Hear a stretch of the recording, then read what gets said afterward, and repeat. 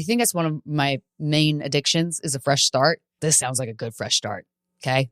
The you I thought I was would disappear. Thank you. Merry Christmas, Krystyna.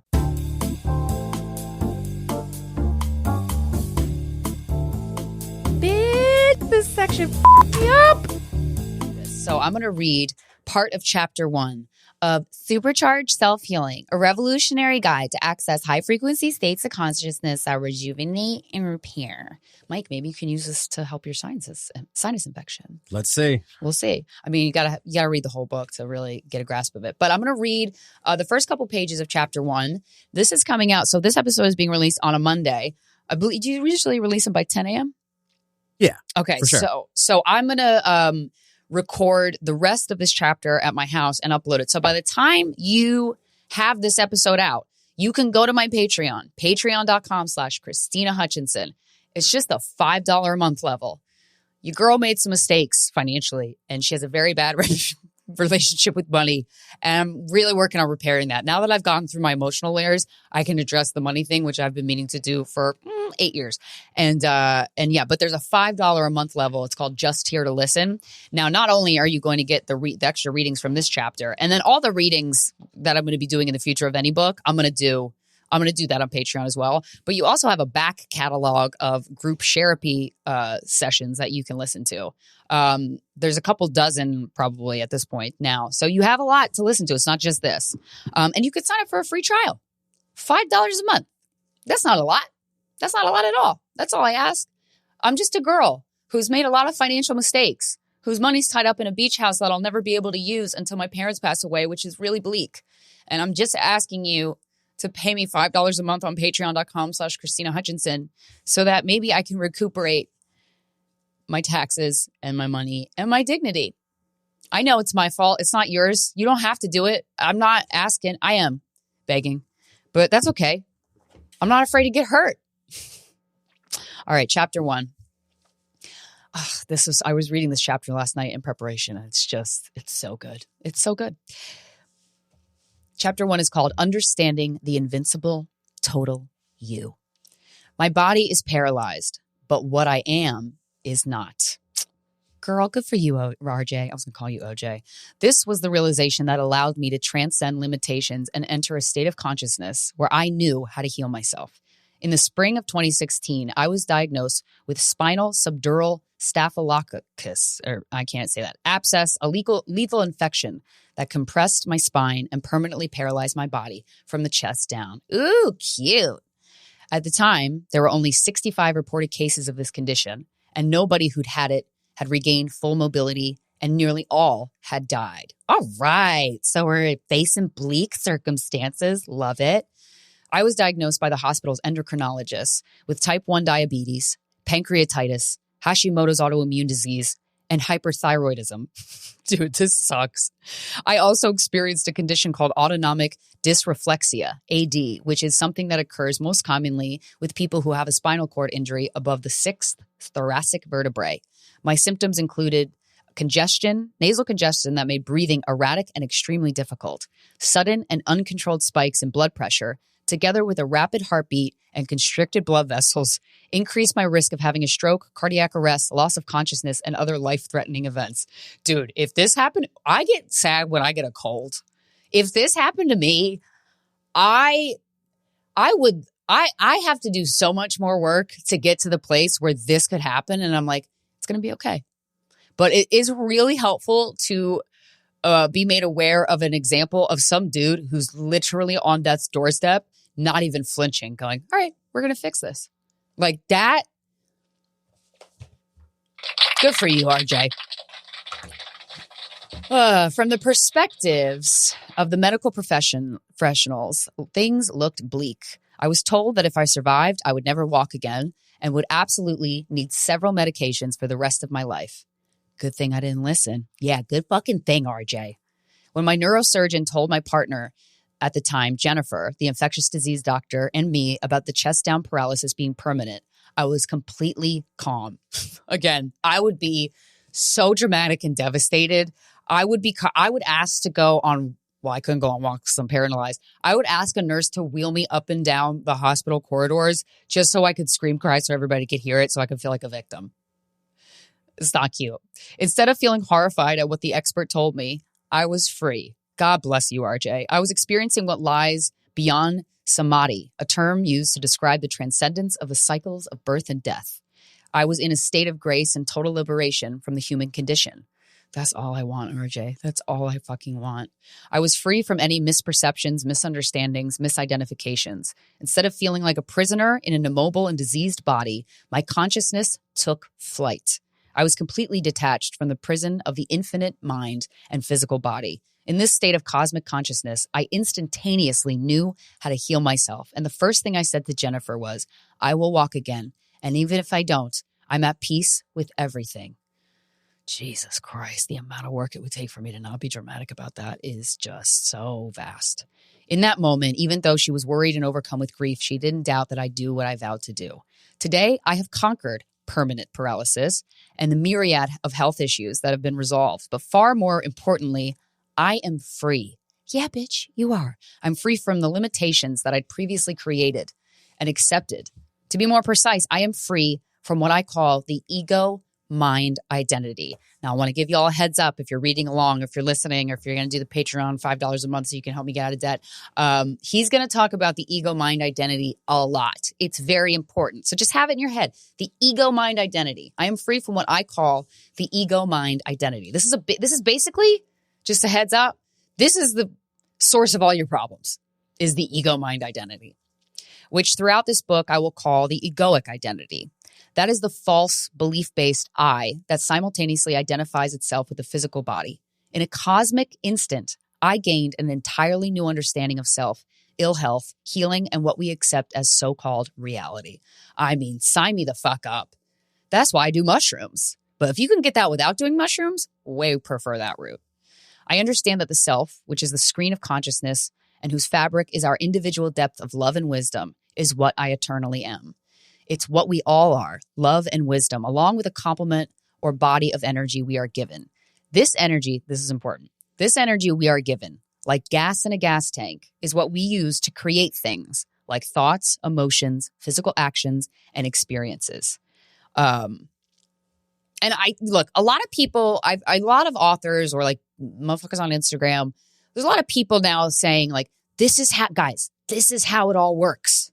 And I know that I think you're right to be skeptical. I think you should be skeptical. I think it's a sign of like emotional intelligence to be a little skeptical. But all I ask of you for this ride, for this journey in this book, have an open mind and be curious and go, maybe everything he's saying is true. Maybe it's not, but maybe it is. This motherfucker healed himself from being on death's doorstep. So I would say we should maybe listen to this motherfucker respectfully. The physical body is just a temporary vehicle for consciousness. And if you've been listening to voices in our heads for a long time, you'll know I have one of the episodes is titled "Your Body is a Rental Car." It totally is. You are not your body. I am not Krystyna Hutchinson. This is just the role I'm playing in this incarnation, which is so helpful because when I'm stressed, this is the tip he's going to give you later on. But when I'm stressed, I go, who is stressed? Me. Who am I? I don't know. I don't fucking know. And then it kind of instantly alleviates all the tension and anxiety going on in your brain because you are not those feelings. Because who observes all that tension and anxiety? You. You cannot be what you perceive. You are the one who perceives. Bitch. Okay? Thank you. The self or sentience, along with the complement of energy it is given, is what I call the total self. In other words, what we have always referred to as the soul is actually two very distinct parts. Sentience, which is what we really are, and the complement of energy we are given to create with. That reminds me, there's this video that went pretty viral of a medic helicopter taking off after picking up somebody who had been in a really severe car accident. And in the video, this video is kind of old, so I don't think it's AI. I don't know how you could tell. This is way before the AI conversation was even being had. You saw, as the helicopter got taken up, you saw this beam of light go up from the helicopter, like a little boop.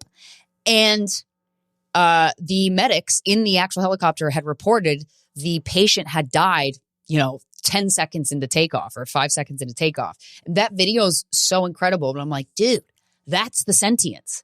The body's dead. So it's like, time to go back over to wherever. And I got to do a new body. And we got to do it all over again. That's why I'm really trying to master this time around. So I don't got to come back here. No offense. When the total self is directly experienced, the door to higher consciousness and the greater reality, both of which exist within you, but beyond our sensory perceptions and finite mind, is flung open. Oh, it's so exciting. Working with your higher consciousness for healing. You too will discover your own higher consciousness through this book. And this tangible realization will begin to liberate your body of energy from what it's holding on to, like ill health and sickness. Our consciousness is the gateway to the greater reality. This is what I did and why I know we are free. Everything we need to heal ourselves is at our command. It's so exciting. So when I say that you possess everything you need to heal yourself, I am certain of this. The self and its complement of energy is the cure for all that ails humanity. I mean, thank God there's a fucking cure. Thank God. But don't believe me. Experience it firsthand, because that's the only way we ever really know anything. And I love that. I never trust an author that doesn't encourage you to be skeptical of what they're saying. Okay? Directly experiencing the self, your own higher consciousness, and the greater reality will require you to suspend judgment and disconnect from the limitations that the finite mind creates by thinking. The ego mind identity is the enemy, basically, enemy number one. And the thing that it does that makes it the enemy is thinking. Thinking is resisting. This is I'm still getting used to that concept, but I feel in my bones that it is true. Like when I sit down to write and I'm like, I got to write a funny joke. I'm trying too hard. But when I just sit down and get out of my own way, shit comes through. It's pretty cool. Your consciousness is an individualized or biological blueprint of the multiverse, and we make a holographic impression upon it with every single moment of our existence. No pressure. Like a box inside a smaller box, all of our individualized consciousness is nested within the creative consciousness, which is within the consciousness of the creator. I don't know if he's religious. I sometimes refer to the creator, source, instead of God, because the word God has become politicized. What hasn't? And is associated with so many inaccurate meanings and intentions. Source, as I directly know it, created our higher selves, which created our souls, which explore the physical universe by having the human experience. That's pretty much how it all works, guys. I mean, let's be curious and wonder, maybe that's how it all works. But I'm pretty sure it's how it all works. The same creator, source, or God always provides everything we need. Lack is but a concept born of limited understanding. That's cute. I love that for us. Contrary to popular belief, source, God, creator does not judge us. And I knew that. I knew when I was growing up and I wasn't religious. That's one thing I'm very thankful for. And then all these people around me they were Catholic, they were Christian, I was going to say pescatarian, Protestant, probably pescatarian too. I was like, you guys, and they would use it to judge. And I'm like, that's wrong. I just know it's wrong. I don't even know what religion is yet. And I know that's wrong. We do that to ourselves and each other. Source unconditionally loves us always. It learns about itself through its creations, just as our higher self learns about itself through us. And we learn indirectly about the self through our creation, the belief-based egoic identity and the temporary physical body. Temporary is the key. Hold on, I need some water.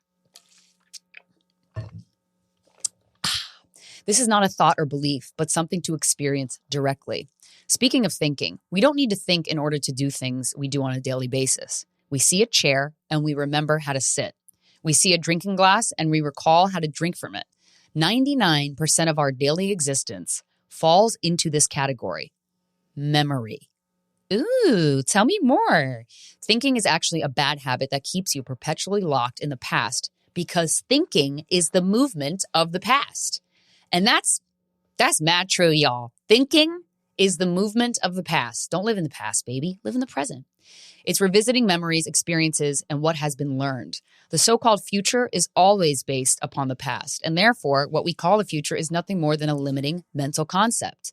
Thinking is faltering because it is a byproduct of experiencing a low-frequency environment, which is Earth, okay? The Dolores Cannon is somebody I've watched a lot of YouTube videos on, and what she does is pretty out there, but there was one video where she's like, I resonate with a lot of what she says. one of the videos, she was like, Earth is one of the hardest planets in the whole universe to incarnate on. So when you choose to incarnate on Earth, you are brave. And I was like, thanks, Dolores. I needed to hear that. When we experience the higher frequencies and dimensions, and I will show you how to do that, utilizing our higher consciousness, we know. When we experience the lower frequencies of the physical universe, we lose direct access to the self, internal knowingness. So instead, we think. I love that. When we raise our personal frequency, we raise our level of awareness and understanding about the total self and our surroundings. Raising our frequency is like being given a ladder to peek over at a maze. As soon as we can peek over the walls, we don't need to figure out how the way out because we see the way out. Like a bolt of lightning in that moment of recognition, we know. This provides a profoundly deeper and more holistic perspective. This action is the direct engagement of our sentience, the self. But in the lower frequencies, we're still wandering around in our maze, trying to think our way out of it. It's thinking itself that prevents us from acquiring the ladder. And it's thinking that limits us to being merely human, which we're not, boys and girls and theys and thems. We're more than that because we're fucking sentients. Thinking is not knowing, and it's a progenitor is always beliefs. While thinking misuses energy to revisit the past in order to project a future of limitations, imagining and creating uses our complement of energy to make something new. When we're operating within a defined parameter, our creativity is limited to those parameters. Applying what we've learned is a severely limited form of creativity, if it is one at all. If a hammer is the only tool we know how to use, we see everything as a nail. Ooh, I love that for us. If a hammer is the only tool we know how to use, we see everything as a nail. Well, goddamn, RJ. In order to evolve consciousness with the greatest efficacy, we must experience freedom from what we think we know, which means leaving the past and its future. Sounds fun, because my past and my future, I don't like thinking about that. Now, not through a past or a future, is how we access the timeless depth of the immortal self through its eternal wisdom and limitless imagination. This simultaneously gives us access to the greater reality as well.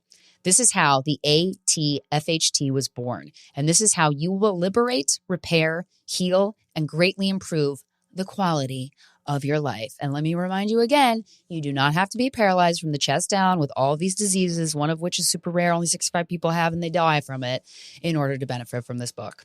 Maybe I'll use it. I was going to try to experiment and see if I could stop my gray hair from coming in, because it's a real pain in the ass to get my roots done all the time, and it's really expensive. And that was like a fun little thing, but maybe I'll fucking see if I can get rich. The instant you stop thinking, you'll disconnect from the limiting beliefs you have about yourself and the world. In that inner spaciousness is where the freedom to repair and heal yourself exists. I will show you how to disconnect from the self, its misidentification with the physical body, and your belief-based egoic identity. This is how all true liberation and healing occurs. Only in the freedom from the past or future does our experience of the majesty of life directly happen. But that's just the beginning of our journey. While learning to repair and heal yourself, you will unfurl your consciousness and rediscover higher intuitive functions. The you that you thought you were will disappear. Thank God. Thank God. Because, we all want a fresh start. I think that's one of my main addictions, is a fresh start. I love a fresh start. And this sounds like a good fresh start. Okay. The you I thought I was would disappear. Thank you. Merry Christmas, Krystyna. Happy Hanukkah, because you're half Jewish, but you didn't know that until 3 years ago. And what you eternally are will be experientially known. The statement, all healing takes place within, is an ancient truth, not a new age adage. It's the self that commands tangible transformation, and subsequently, your body of energy experiences repair and healing.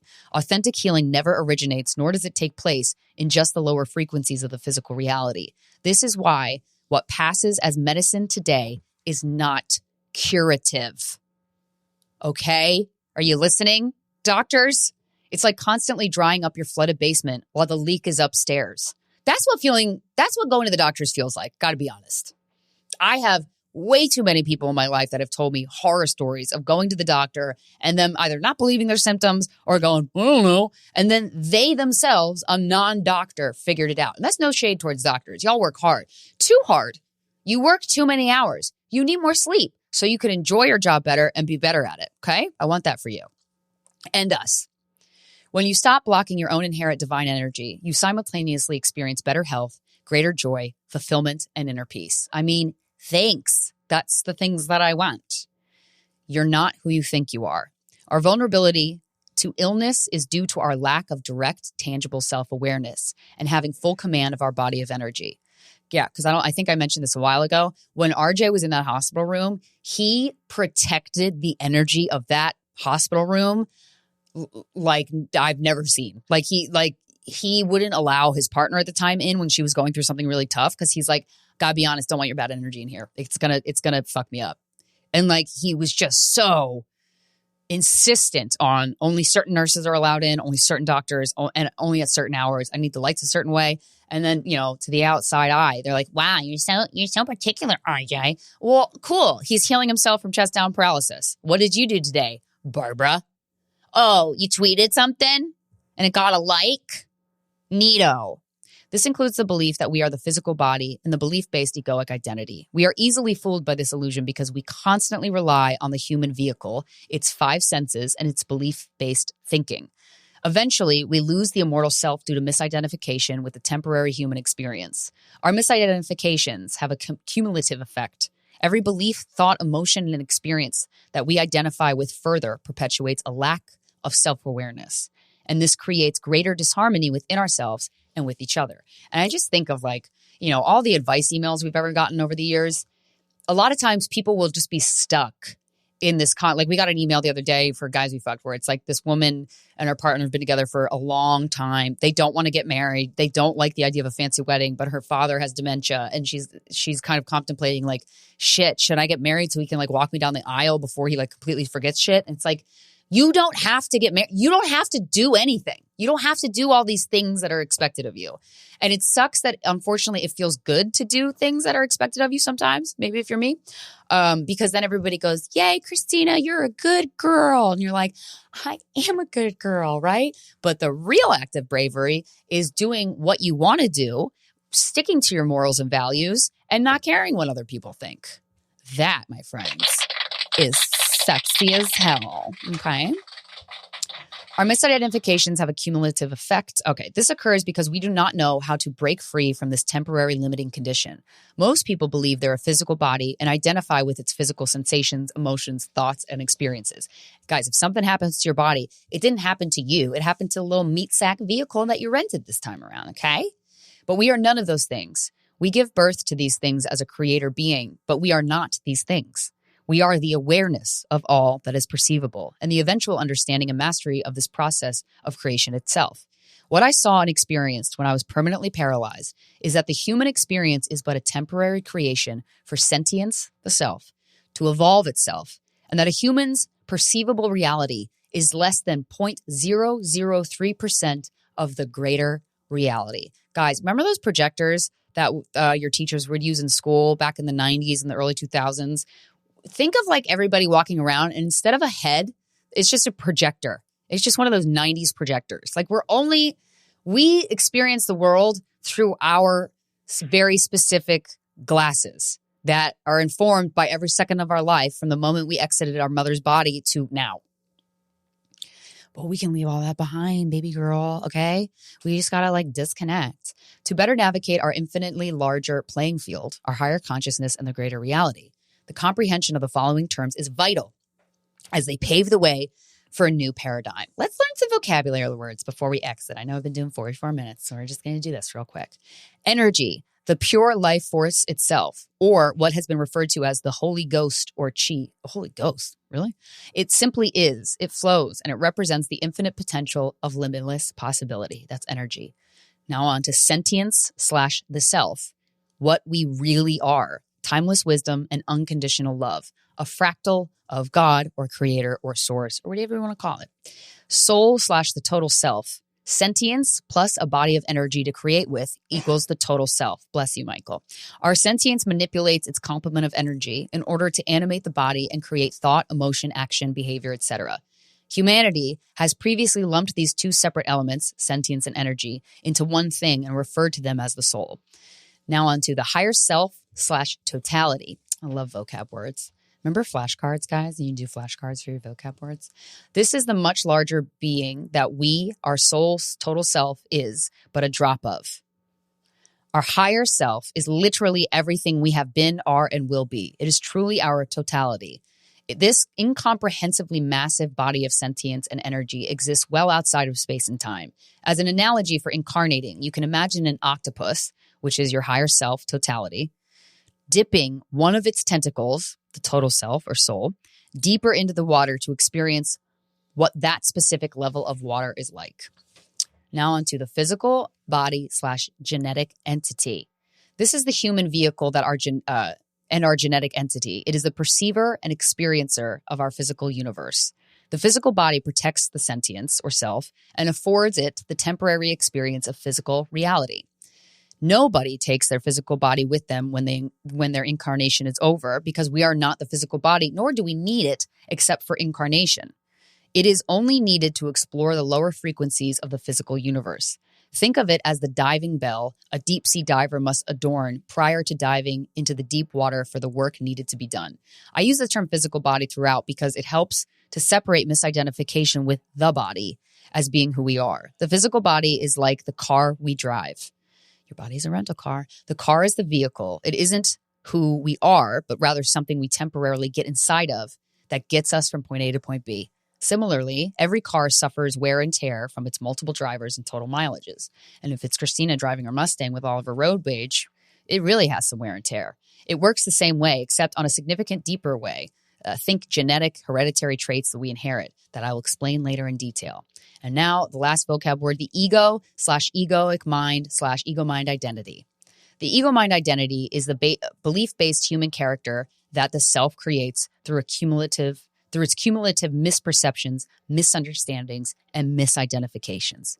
It is the who we think we are and has been referred to as the ego mind, the egoic identity, the false self, the shadow identity. More accurately, the belief-based egoic identity is a limitation program that runs by thinking, okay? Thinking is the fuel for the ego mind identity, okay?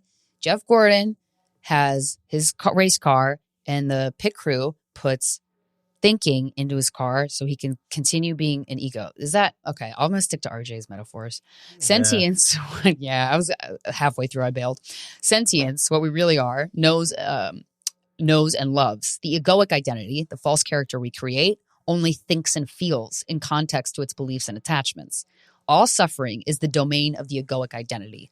All completeness, happiness, peace, and power resides outside of the assumptions, ruminations, and projections the egoic mind identity creates. Essentially, our life on earth is a temporary experience that was set in motion when our higher self, with its built-in directive for its own self-evolution, projected a piece of itself, the total self, almost like a drone into the lower frequencies of the physical universe, thus enrolling us into what is known as the evolutionary cycle.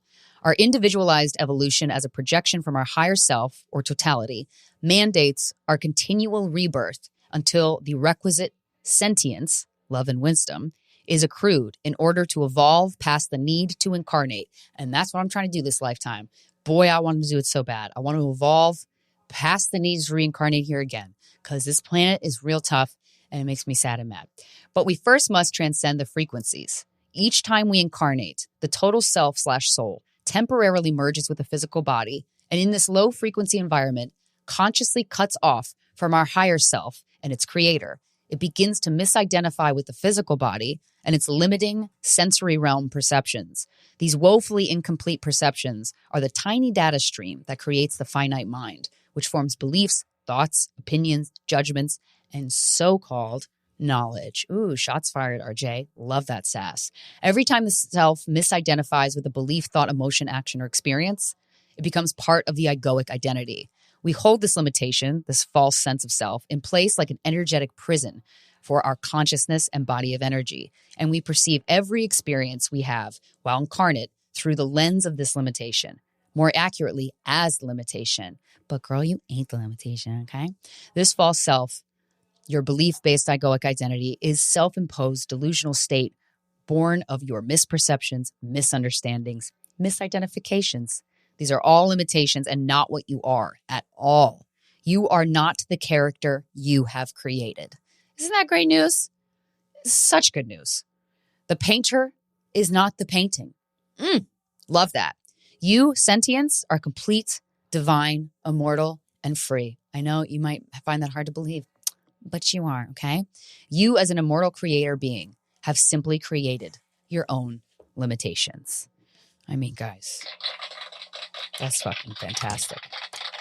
The painter is not the painting. Are you fucking kidding me?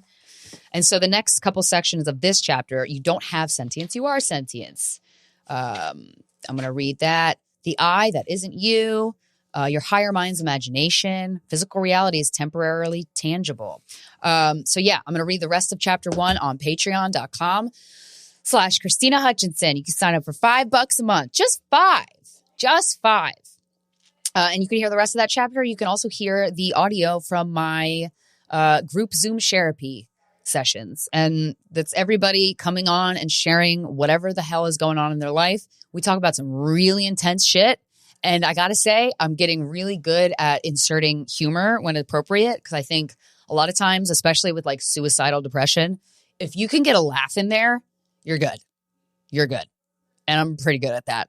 And somebody talking about, being super depressed just doesn't make me uncomfortable, because that's what I grew up in. It's my comfort zone. Yay. All right, guys. Thank you so much for listening. I appreciate you. Have a great day. And just a reminder, you are not your stress. You are the person who notices your stress. Someday we'll be friends with the voices in our heads. The voices in our heads.